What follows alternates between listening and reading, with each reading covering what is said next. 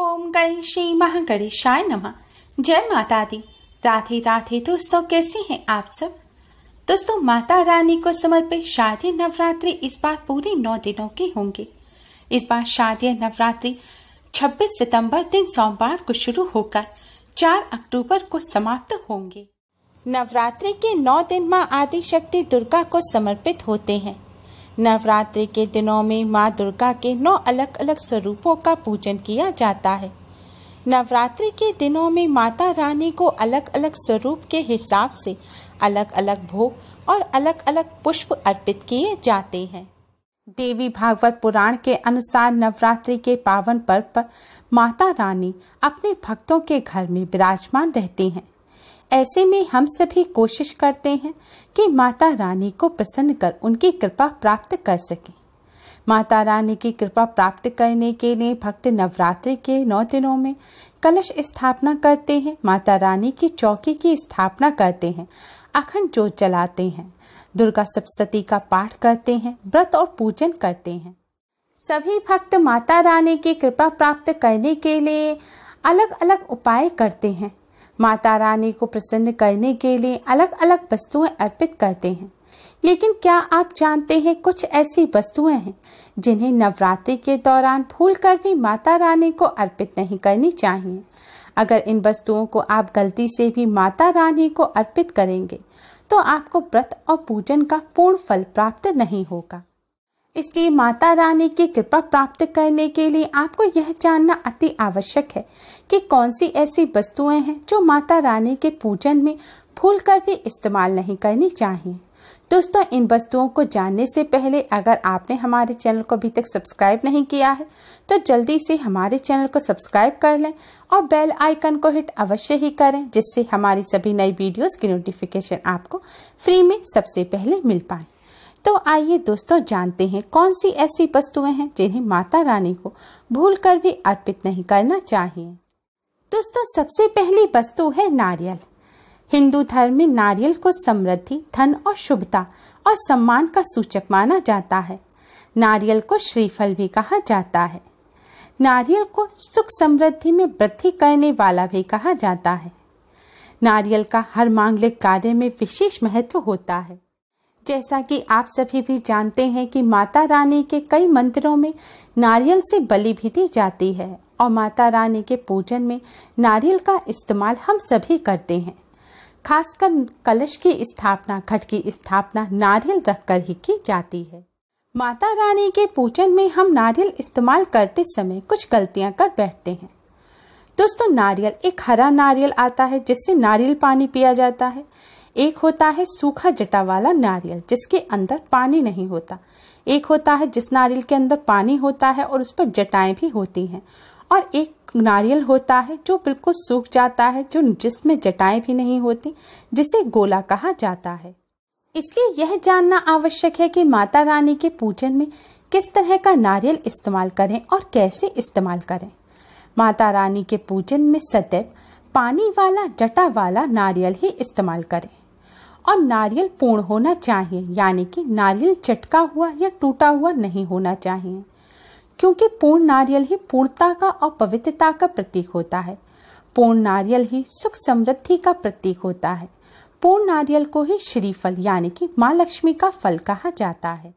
नवरात्रि में माता रानी के कलश घट की स्थापना करते समय भी सदैव साबुत जटा वाला पानी वाला नारियल ही कलश पर स्थापित करना चाहिए।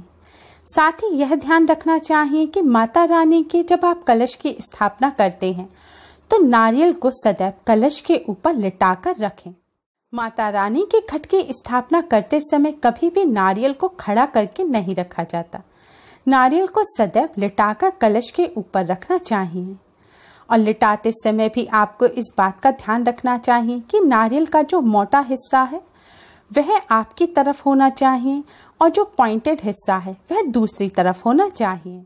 साथ ही नारियल को स्थापित करने से पहले आप नारियल को लाल कपड़े में लपेटकर उस पर मौली 3 बार लपेटें और फिर लाल चुनरी उड़ाकर ही आप नारियल को घट के ऊपर स्थापित करें। शास्त्रों के अनुसार कलश के ऊपर जब सही तरह से नारियल रखा जाता है, सही प्रकार का नारियल रखा जाता है, तभी व्रत और पूजन का पूर्ण फल प्राप्त होता है।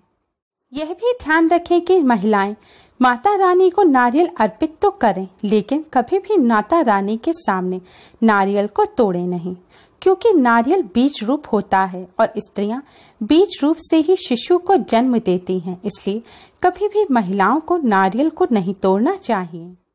दोस्तों, अगर आपको ऋण संबंधी समस्या है, आप पर बहुत सारा कर्जा है, तो आप चमेली के तेल में सिंदूर मिलाकर उससे नारियल पर एक स्वास्तिक का चिन्ह बनाएं। अब इस नारियल को आप माता रानी के चरणों में अर्पित करें। फिर नवरात्रि के मंगलवार या शनिवार के दिन इसे ले जाकर आप हनुमान जी के चरणों में अर्पित कराएं। ऐसा करने से ऋण उतर जाता है और तत्काल लाभ होता है। धन संबंधी समस्या को दूर करने के लिए आप कुमकुम से नारियल पर स्वास्तिक बनाकर इस नारियल को माता रानी के चरणों में अर्पित करें। नवरात्रि में माता रानी के चरणों में इस नारियल को रखा रहने दें और नवरात्रि खत्म होने के बाद आप इस नारियल को अपने धन रखने के स्थान पर रख दें। ऐसा करने से आर्थिक संकट दूर होता है और धन का लाभ होता है। मनोकामना पूर्ण करने के लिए आप एक नारियल को लाल सूती कपड़े में लपेटकर माता रानी के चरणों में अर्पित करें और माता रानी से मनोकामना पूर्ण करने की प्रार्थना करें। फिर नवरात्रि के आखिरी दिन में आप इस नारियल को ले जाकर किसी शुद्ध बहते हुए जल के स्रोत में, यानी कि किसी नदी नहर में बहा दें। ऐसा करने से माता रानी की कृपा से मनोकामना जल्द ही पूर्ण हो जाती है। दोस्तों, नारियल के बाद दूसरी वस्तु है लौंग। जी हाँ दोस्तों, लौंग का हम सभी माता रानी के पूजन में इस्तेमाल करते हैं, लेकिन लौंग का इस्तेमाल करते समय हम एक बहुत बड़ी गलती कर बैठते हैं। हमेशा ध्यान रखना चाहिए कि माता रानी को सदैव फूल वाली लौंग ही अर्पित करें। माता रानी के पूजन में सदैव फूल वाली लौंग का ही इस्तेमाल करें। जिस लौंग के ऊपर फूल नहीं हो या फिर जिस लौंग के पीछे एक्स्ट्रा लकड़ी की डंडी लगी हो, उसका आप माता रानी के पूजन में भूल कर भी इस्तेमाल ना करें। फूल वाली लौंग को ही पूर्ण माना जाता है और माता रानी के पूजन में कोई भी अपूर्ण वस्तु, कोई भी खराब वस्तु इस्तेमाल नहीं करनी चाहिए। इसलिए सदैव माता रानी के पूजन में फूल वाली लौंग का ही इस्तेमाल करें। नवरात्रि के दौरान अगर आप नवदुर्गा माँ को अलग अलग दिन के हिसाब से भोग नहीं लगा सकते, तो आप रोजाना एक पान का पत्ता और 2 साबुत फूल वाली लौंग माता रानी को अर्पित अवश्य ही करें। ऐसा करने से नवदुर्गा माँ की कृपा प्राप्त होती है। दोस्तों, टूटी हुई लौंग के अलावा माता रानी को कभी भी तुलसी के पत्ते अर्पित नहीं करने चाहिए। माँ दुर्गा की पूजा में तुलसी पत्र का इस्तेमाल करना वर्जित माना जाता है। तुलसी पत्र के अलावा आंवला भी माता रानी को अर्पित नहीं करना चाहिए और दूर्वा भी माता रानी को अर्पित नहीं करनी चाहिए। दूर्वा भगवान श्री गणेश को अति प्रिय है। नवरात्रि में आप भगवान श्री गणेश को दूर्वा अर्पित कर सकते हैं।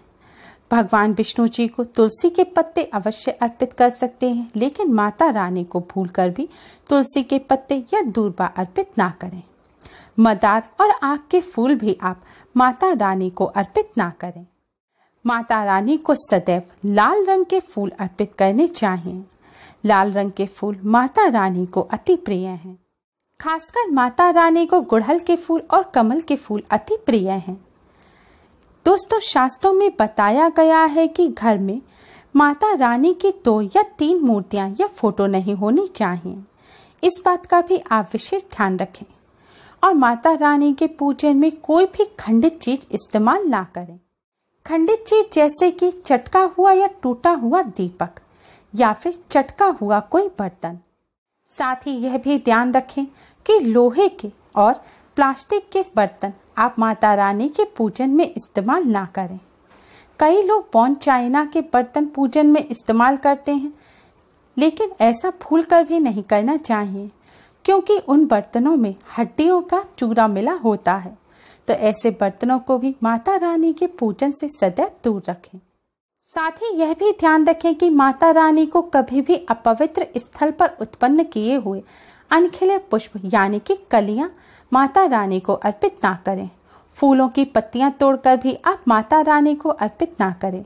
माता रानी को जो पुष्प अर्पित कर रहे हैं उन्हें सूंघे नहीं, यानी कि सूंघे हुए पुष्प या फिर गिरे हुए पुष्प भी या फिर मुरझाए हुए पुष्प आप माता रानी को अर्पित ना करें।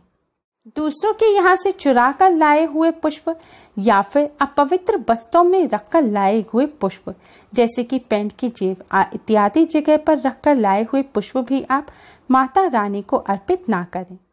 ऐसे फूलों को चढ़ाने से माँ अप्रसन्न होती है और जातक को पूजा का फल प्राप्त नहीं होता। दोस्तों, नवरात्रि के पावन पर्व पर माता रानी की कृपा प्राप्त करने के लिए आप इन सभी बातों का विशेष रूप से ध्यान रखें। उम्मीद है आपको हमारी ये वीडियो पसंद आई होगी। प्लीज़ लाइक करें, हमारी इस वीडियो को अपने फ्रेंड्स और रिश्तेदारों में ज़्यादा से ज़्यादा शेयर करें जिससे वह भी इसका लाभ उठा सकें।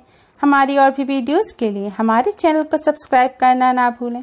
Thanks for watching. Radhe Radhe. जय माता दी।